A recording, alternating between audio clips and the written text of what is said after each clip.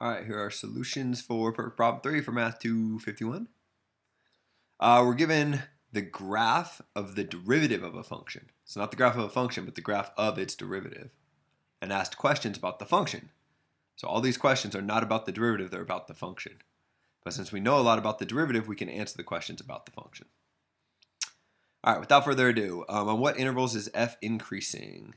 What you need to know is that f is increasing whenever its derivative, f prime, is positive. So this is the derivative, so where is this thing positive? Well, it looks like it's positive from, what's that, -6 all the way up until -4. And then it's positive again at whatever you want to call that value. Maybe I'll call that -2.4. This value right here. Until here, I don't know, 1.7 maybe. Those are all just estimates. And then it's positive again from 2 to 4.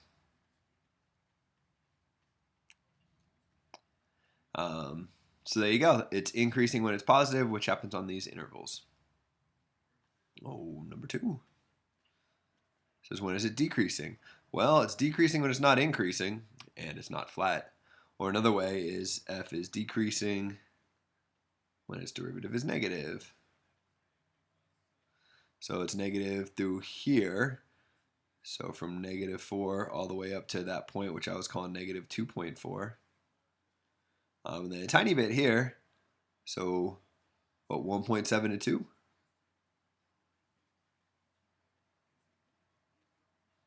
And then I guess that's it. Decreasing there, decreasing there. All right, where does it have a local minimum? Local min happens when its derivative changes sign, specifically when it changes from negative to positive. So let's see, its derivative is negative here, and then it switches positive. So we got local minimums when x equals, let's see, it was negative until, what am I calling this point? -2.4. And then anywhere else where it switches from negative to positive, looks like at 2, it switches from negative to positive.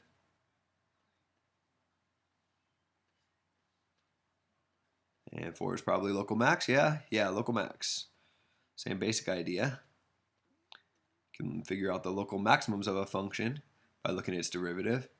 And now it's when the derivative changes from positive to negative. You can either just remember those two facts, or really it makes sense if you think about it. The derivative tells you the slope. If the slope is positive, your function's going up. If the slope is negative, your function's going down. So if your slope changes from going up to going down, it was going up, now it's going down, looks like you had a local maximum in there.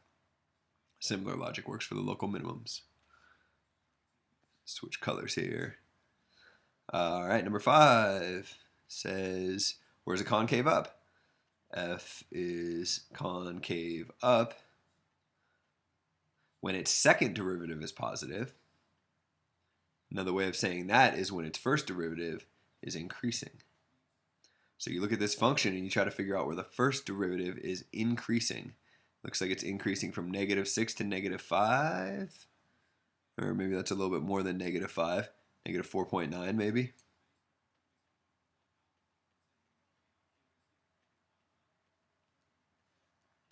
Increasing. And then it starts increasing at -4 and all the way up until this point, which looks like slightly less than 0. It's unfortunate these don't happen at integer values, but fine. From -4 all the way up to just less than 0, I don't know, -0.1. Fine. Is it increasing anywhere else? Yeah, increasing right here from 2 all the way until whatever the hell this is, 2.8 maybe?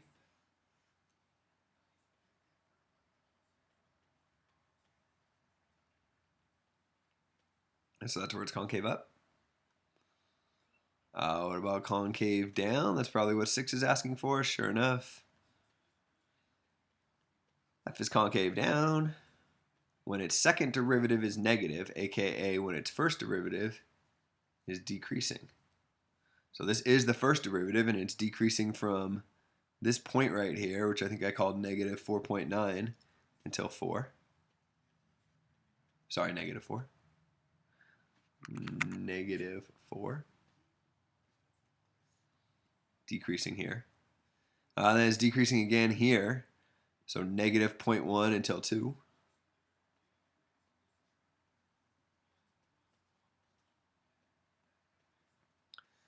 And then finally, whatever this value is here, I think I was calling it 2.8 maybe? Yeah, 2.8. 2.8 until 4.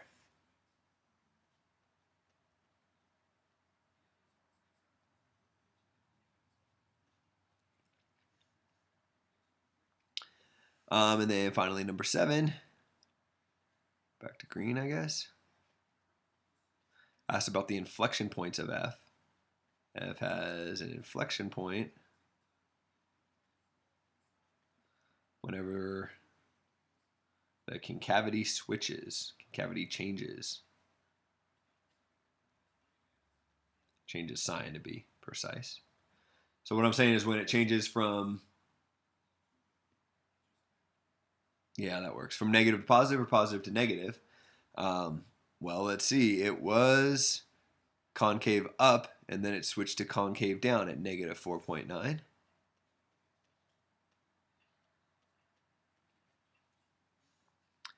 Then it was concave down, and then it switches to concave up at negative 4.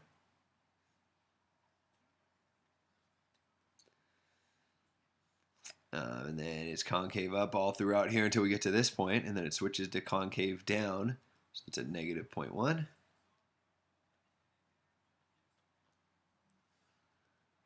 And it's concave down until this point. It switches to concave up, so that's at 2. And then finally it's concave up, and then it switches to concave down at, I think I was calling that 2.8. Lots of inflection points. All right, and with that, let's attempt to draw the derivative. So it tells me that the f of negative 6 is equal to 0. You probably want to draw this on a different set of axes. I'm going to draw it on these just because I'm lazy. But I think what will happen is it's going to end up going off the picture, but that's fine. I don't care. So we start out at this point right here, f of negative 6 equals 0. And then I want to increase all throughout here. So from negative 6 to negative 4, I want the graph going up. Starts out only going up at a speed of 2, and then it gets faster and faster and faster until it gets to this point, and then slower and slower and slower. So what I'm saying is we're going up the whole time, but it's getting steeper and steeper and steeper until we get to this point here, and then it starts to get less and less steep. Still positive, just less and less steep.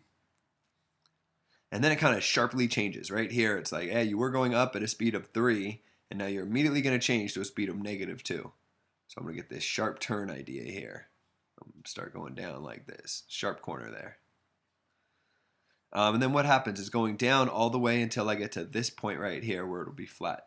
So it's going down pretty quick, but then it starts going down less and less quick. So it's going to look something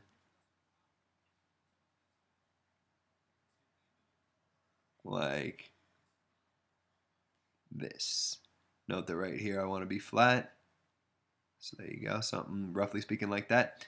And then it starts increasing. And it starts increasing faster and faster and faster until I get to this point. So it starts out increasing slowly, but then it starts increasing faster and faster and faster until I get right here. And then it continues increasing, just does so at a slower and slower rate until I get flat at this point. So this is where I was talking about. You're going to go off the graph, but all right, that's fine. And I'm flat here. And then I briefly am decreasing. Very briefly. Not by a whole lot. That's probably a little exaggerated. And then at this point, I get this sharp turn. It switches into going up and going up very, very fast. And the speed, I'm going to go off this graph. Oh, what am I going to do? Whatever. I'm going to make my answers horrible, and hopefully yours are better. So it goes up. Let me redraw this last part. And it's going up pretty quickly, and then it hits this point, and it continues going up, just not as fast as it used to go up. So what I'm saying is it kind of goes like this, I'm going to throw a little arrow there. Starts going up faster and Wait, what's going on here? No, it's going up slower and slower. Sorry, I had that backwards. So at the start, it's going up and does so faster and faster and faster. Something like that. And maybe I'll even put this down here and say really what's going on in this picture is it was flat and it was going down a tiny bit, and then it has this sharp change where it starts out going up and even goes faster and faster and faster until it hits my inflection point, and it continues going up, just does so slower and slower and slower. So I get something like this is my final answer. This point right here was when x equals 2.8. And this point right here was when x equals 2. So there's a pretty horrible picture. Hopefully your answers look a little bit better than these. This is the basic idea of what's going up here where it goes off the graph. Note at the end, it's still going up, just not up that fast. It's only going up at a speed of 2. So that's why this keeps going up here. And then I'll close it with a circle there and call that the end of this video.